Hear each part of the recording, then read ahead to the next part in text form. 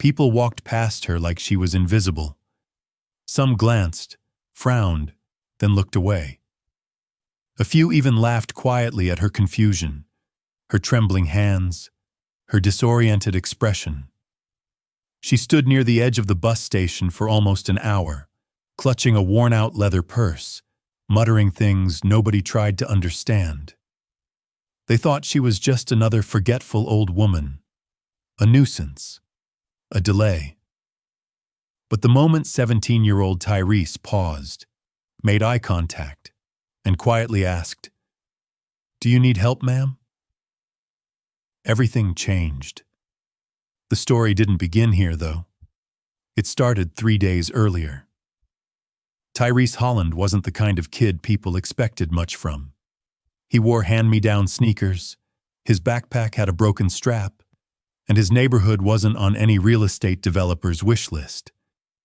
But what he lacked in resources, he made up for in grit. Every day after school, he cleaned tables at Arlo's diner, saving every dollar he could to help his mom and his little brother, Zion. That Tuesday, the diner was slower than usual. Tyrese clocked out early and caught the 4:15 bus. He usually walked, but he had stayed late to help his boss fix a jammed register. On the way to the bus stop, he noticed an elderly woman standing by the ticket booth, flipping through her purse with a look of panic. She wasn't dressed like someone who lived nearby. Her coat looked expensive but was worn in places that suggested she hadn't taken it off in days. Her silver hair was tied neatly, but her expression was anxious, like she was holding on to the last string of memory. Tyrese hesitated. People were passing her by, annoyed or indifferent. He wasn't even sure if it was his place to get involved. But something about the way she clutched her purse like a life vest made him stop. "Are you okay?" he asked quietly. She looked at him, startled. Her eyes were watery and unfocused. I was trying to go home," she said, barely above a whisper. "But I think I forgot where that is." Tyrese's heart dropped. She didn't sound drunk or unstable, just lost. Really lost. "Do you have anyone I can call for you?" he asked. The woman frowned and pulled out a crumpled card. On it was a single number written in shaky handwriting. "He told me to keep this with me in case something happened." Tyrese took the card and tried the number. No answer. He tried again. Still nothing. He didn't want to leave her, but he was already late and his mom would be worried. Still, leaving her alone didn't feel right. "Can I walk with you somewhere safe?" he asked. "Maybe the police station." She shook her head violently. "No police. Please, I just need to remember." That's when she suddenly reached into her purse and handed him a gold pin. A strange gesture. The pin had a strange emblem on it, 3 interlocked rings, and something engraved in the corner. CK. "I trust you," she said. "Please keep this safe for me, just until I remember." Tyrese nodded, confused but respectful. He helped her sit down on a bench and waited with her until she calmed. They sat like that for 20 minutes. Finally, a woman in a gray uniform came rushing up, clearly panicked. "Mrs. Keaton, oh thank God!" She knelt beside the old woman, speaking gently. "I've been looking everywhere for you." Mrs. Keaton didn't seem to recognize her. She just smiled at Tyrese and whispered, "Don't lose the pin." The woman in the uniform turned to Tyrese. "I'm her nurse. She wandered out while I was taking a call.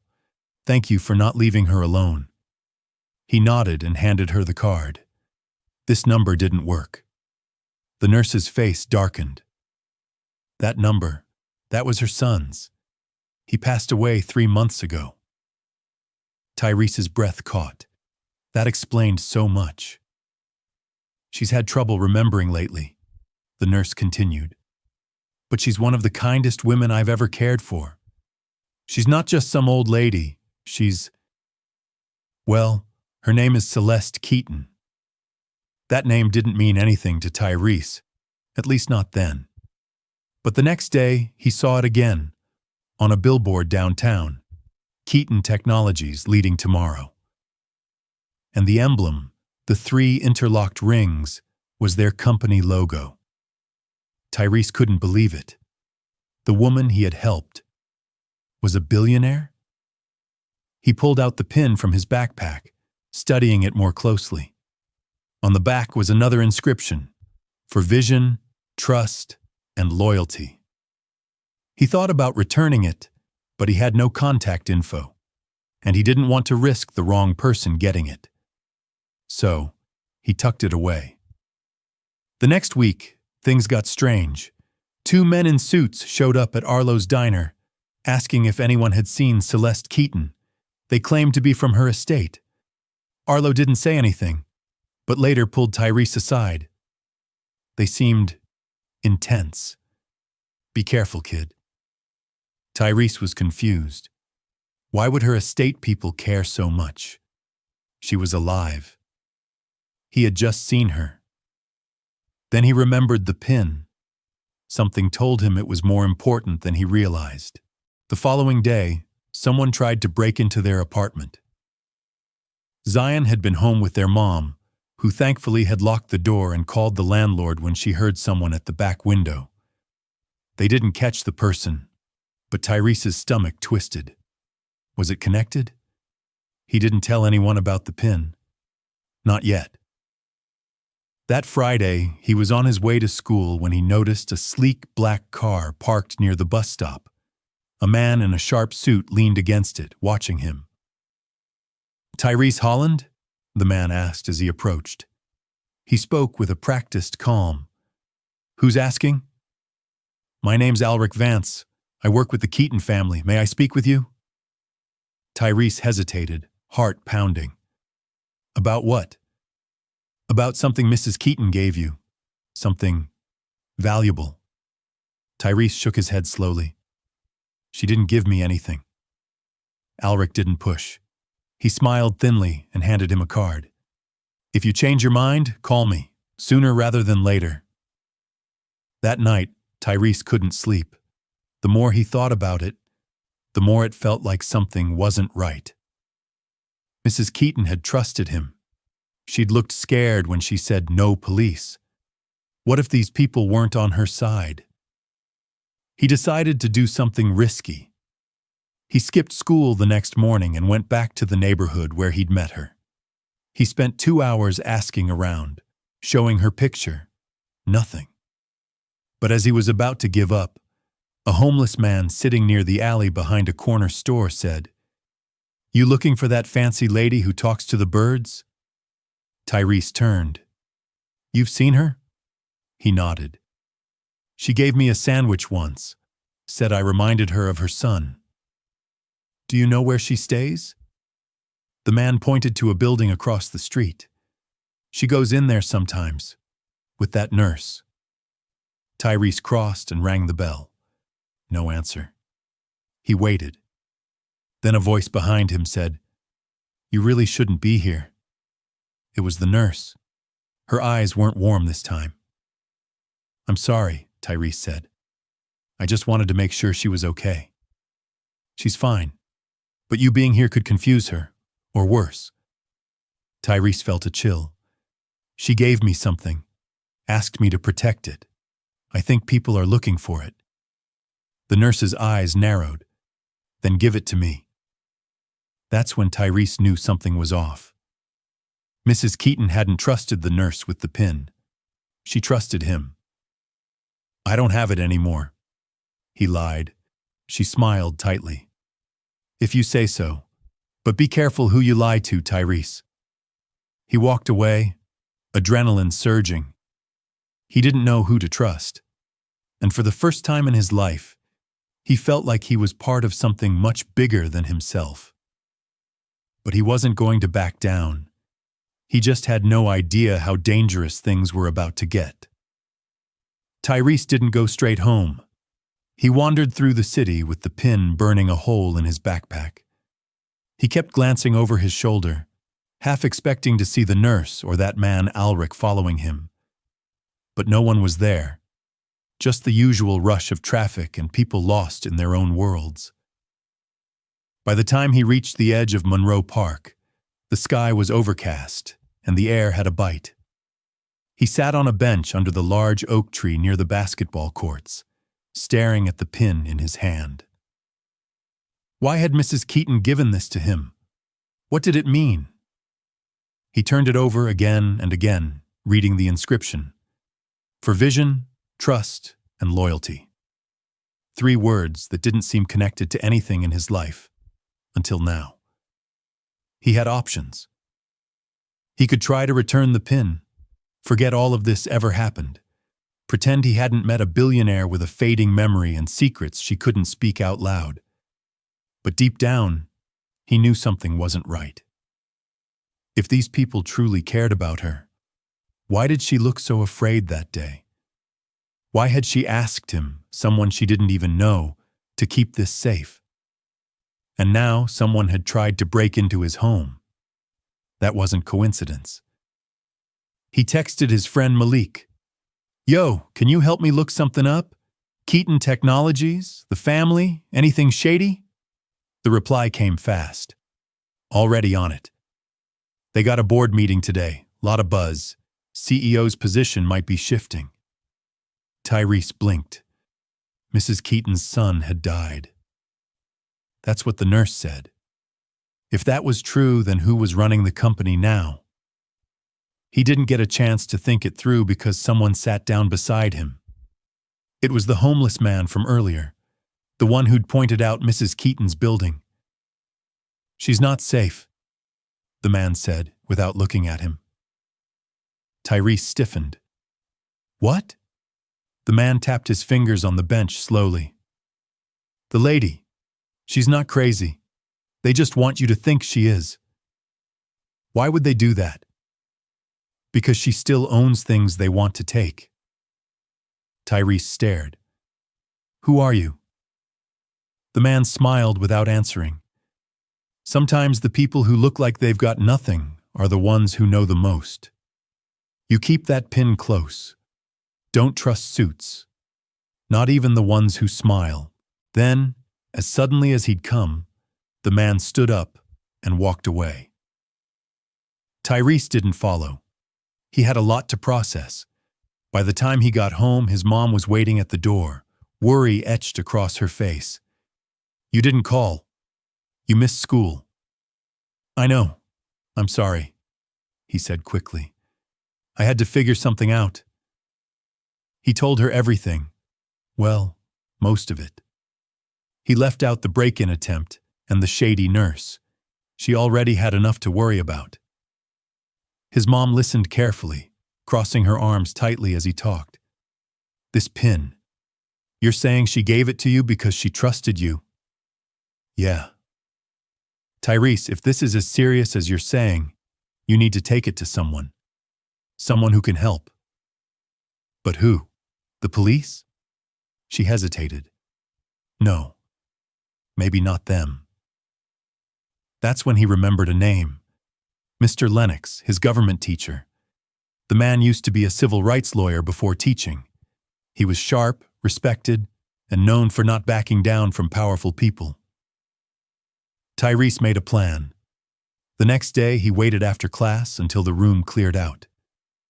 Mr. Lennox looked up from his desk with mild surprise. Tyrese, everything okay? I need to ask you something, but it has to stay between us. The teacher leaned forward. Go on. Tyrese explained, every detail. He even pulled out the pin and showed it to him. Mr. Lennox studied it carefully, then leaned back in his chair. That's a board member's pin.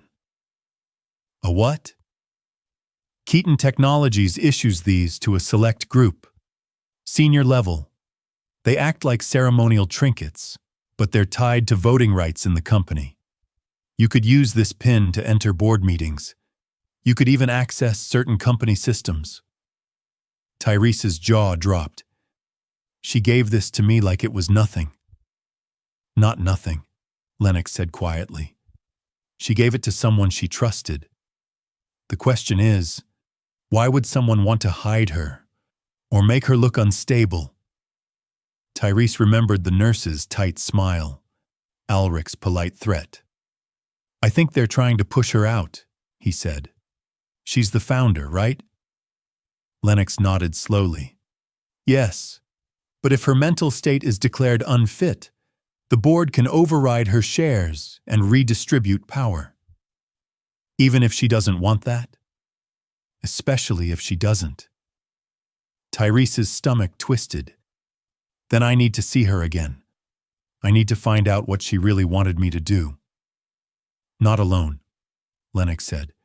"Let me make some calls. Discreet ones." But the next day, before Lennox could act, the news broke. Celeste Keaton declared legally incompetent in emergency hearing, control of estate transferred to interim board. Tyrese stared at the headline in horror. It was too fast, too clean, like they had been waiting for the moment. The accompanying photo showed Celeste sitting beside the nurse and a man in a suit. Alric. Her face was blank, her posture stiff. Malik messaged him. "Bro, this is huge. Some shady stuff happening. There's no way that hearing was real. It happened behind closed doors. No press allowed." Tyrese felt sick. They shut her out. They took everything. But he still had the pin, and now he knew what it meant. That evening, he met Lennox again.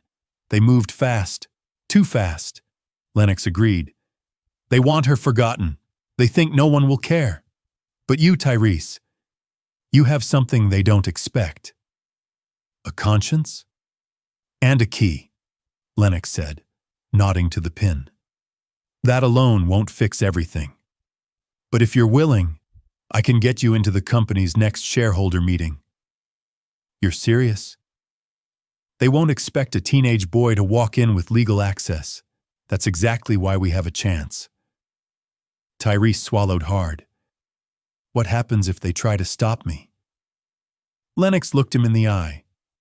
"Then we make noise. Legal, public, undeniable noise." That night, Tyrese barely slept. He kept the pin in his pocket, afraid to leave it anywhere.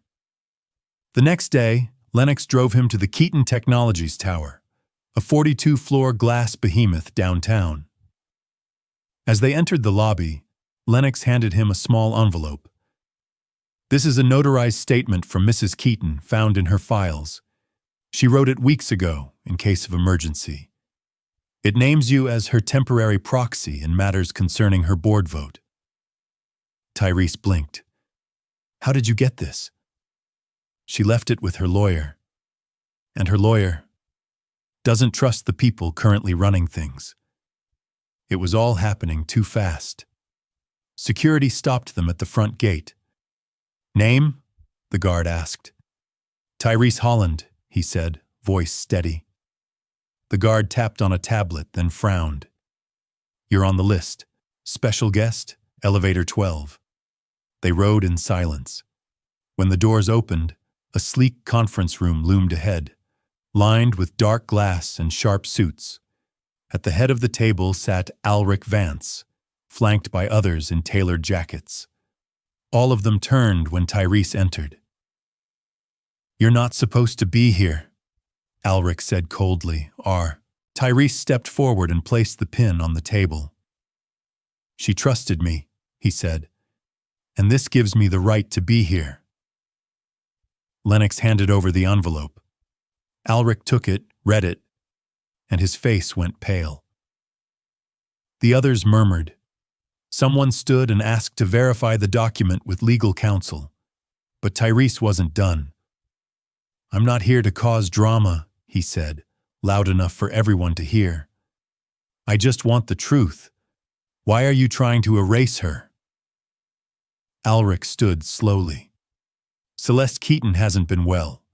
We've acted in the company's best interest." "No," Tyrese said. "You acted in your own." And then a voice came from behind him. "She's not incompetent." The room went silent. Everyone turned. Mrs. Celeste Keaton stood in the doorway, leaning on a cane, her nurse nowhere in sight. And this time, her eyes were clear. Gasps filled the boardroom. No one moved. No one breathed. Celeste Keaton stood in the doorway like a force no one expected. Gone was the disoriented woman from the sidewalk. She looked older, yes, but sharp. Her spine straightened, her eyes alert and direct. Tyrese took a step toward her. "Mrs. Keaton, you're okay?" She gave him the faintest nod, then walked, slowly but deliberately, into the room. "I'm more than okay, Tyrese. I'm ready." Alric Vance scrambled to his feet. "This meeting is closed." "No," she interrupted. "This meeting is mine." The room shifted. All the power they thought they had, all the smug confidence. It slipped. "You all moved too fast," she said, scanning the table. "Thought you could make me disappear before anyone asked questions." Alric tried again. "You were declared mentally unfit. Because you manipulated a private hearing with a judge who owes your father a favor," she snapped. "You falsified assessments, coerced my medical staff, took advantage of a grieving old woman. But you underestimated something." She turned to Tyrese. "You underestimated what trust really looks like." The room was frozen, all eyes on her, on Tyrese, on the truth unraveling right in front of them. She turned back to Alric. "Did you think I wouldn't notice how many company accounts were quietly reassigned? How many shell subsidiaries you created behind my back? Or that you pushed my name off every major press release in the last 6 months?" Alric's face tightened. "You can't prove—" She cut him off again. "Yes, I can." She reached into her coat pocket and pulled out a small drive, handing it to Lennox. "Every transfer, every falsified form, every unauthorized deal. I've had someone watching you." Lennox accepted it with the kind of calm that made everyone else nervous. One of the board members cleared his throat. "Ms. Keaton, even if this is true, the vote has been cast. The documents signed—" "Not all of them," Celeste said sharply. "And certainly not by someone legally authorized.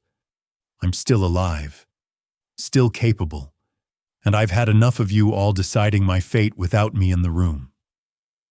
Tyrese felt like he was watching history being made. He watched Celeste move toward the table and pick up the pin, the same one she gave him. "I gave this to a stranger," she said, holding it up, "because I had no one left in my circle I could trust. This boy didn't ask for money, didn't walk away.